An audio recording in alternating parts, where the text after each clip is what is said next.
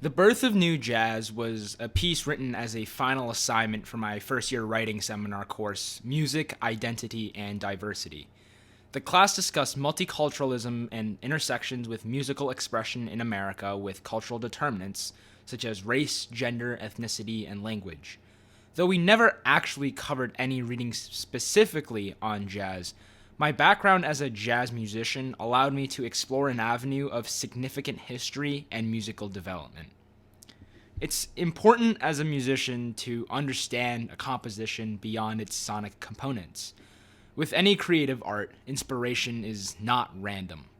There are a multitude of background factors that influence a composer's ideas, whether directly or indirectly. Jazz was a genre molded by political and social change, from its beginnings with the Harlem Renaissance and later into the Civil Rights Movement.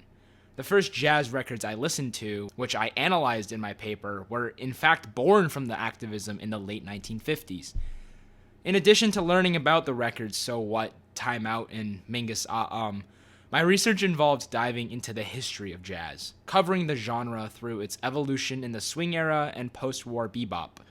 I was quite familiar with the music that defined each era, but wasn't much aware of the background socio-cultural influences.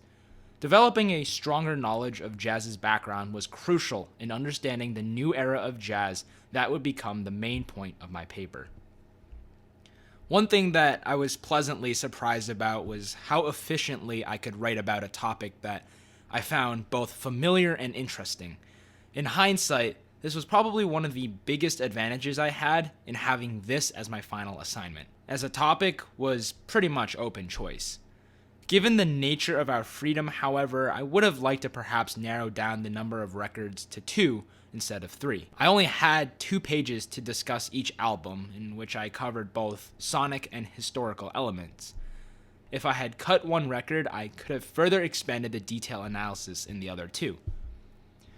The research and writing process revealed a new side to jazz which I had not previously studied.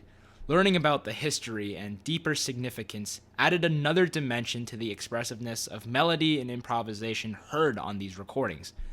Putting this all on paper sealed the connection between sociocultural influences and sonic elements.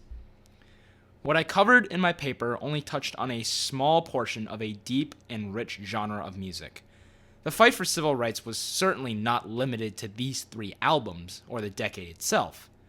Even today, jazz's influences from this specific era reach into contemporary forms of music. Jazz is by no means mainstream relative to what it once was, but its close proximity to society is what continues to define its interpretations and compositions today.